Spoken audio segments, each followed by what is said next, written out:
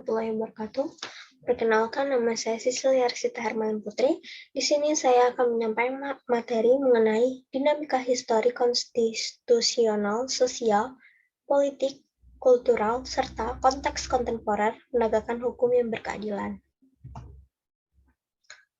Indonesia merupakan negara hukum yang artinya semua penyelenggaraan pemerintah dan kenegaraan serta kemasyarakatannya berdasarkan atas hukum, bukan didasarkan atas kekuasaan belakang. Menurut Kelsen, 1995 mengemukakan hukum adalah suatu tata yang bersifat memaksa.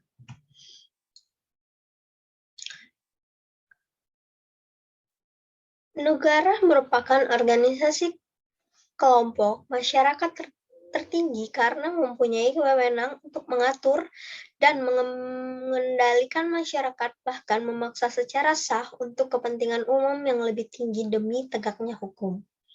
Negara pun dipandang sebagai subjek hukum yang mempunyai kedaulatan yang tidak dapat dilampaui oleh negara manapun. Dalam pasal 1 ayat 1 disebutkan bahwa tata usaha negara adalah administrasi negara yang melaksanakan fungsi untuk menyelenggarakan urusan pemerintah baik di pusat maupun di daerah. Dalam peradilan tata usaha negara ini yang menjadi tergugat bukan orang atau pribadi, tetapi badan atau pejabat tata usaha negara yang mengeluarkan keputusan berdasarkan wewenang yang ada padanya atau dilimpahkan kepadanya. Sedangkan pihak penggugat dapat dilakukan oleh orang atau badan hukum perdata. Selanjutnya, menelusuri konsep dan urgensi penegakan hukum yang berkeadilan. Berkeadilan hukum berfungsi sebagai perlindungan kepentingan manusia agar kepentingan manusia terlindungi. Hukum harus dilaksanakan. Pelaksanaan hukum juga dapat dilaksanakan secara damai, normal, tetapi dapat terjadi juga pelanggaran hukum. Dalam hal ini, hukum yang telah dilanggar harus ditegakkan. Melalui penegakan hukum inilah hukum itu menjadi kenyataan. Hukum harus dilaksanakan dan ditegakkan. Upaya hukum dalam suatu negara sangat erat dengan tujuan negara. Dalam teori tujuan negara, ada 4 fungsi negara yang dianut oleh negara-negara di Indonesia. Yang pertama, melaksanakan penertiban dan keamanan. Yang kedua, kesejahteraan. Yang ketiga, pertahanan. Yang keempat, tentang keadilan. Selanjutnya, perlindungan penegakan hukum yang berkeadilan. Indonesia merupakan negara hukum. Hukum merupakan peraturan yang bertujuan untuk mengatur kehidupan dan menciptakan ketentraman dalam bermasyarakat. Hukum harus ditegakkan secara konsensual agar bisa menciptakan perdamaian serta kesejahteraan bagi semua.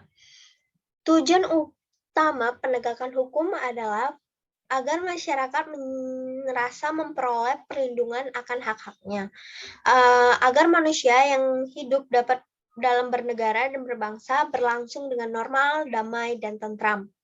Pada dasarnya, hukum tidak boleh menyimpang dan ditunjukkan dengan semboyan yang berbunyi Flag Justitia Alfred Mundus, yang artinya meskipun dunia Aidin runtuh akan tetapi hukum harus ditegakkan.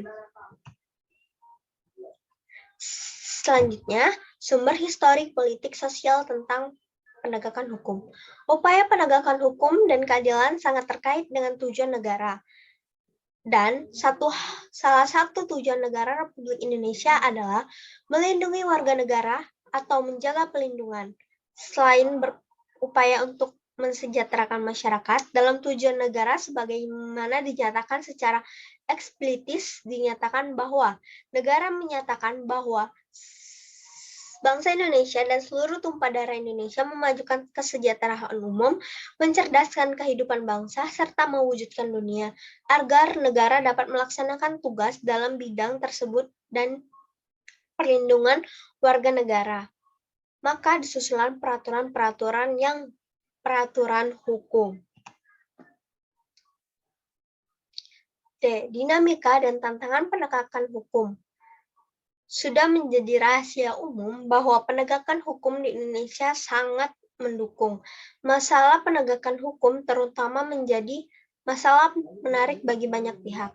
Adanya ketimpangan yang interaksi aspek hukum dalam harapan dan penerapan hukum dalam kenyataan. Yang lebih penting saat ini adalah kepatuhan masyarakat terhadap hukum. Masyarakat menjadi lebih dari jeratan hukum. Mereka tidak lagi takut akan ancaman hukum yang ada. Kenyataan ini merupakan salah satu buruknya penegakan hukum di Indonesia terutamanya. Terima kasih, itulah sepenggal materi dari saya. Lebih kurangnya saya mohon maaf. Wassalamualaikum warahmatullahi wabarakatuh.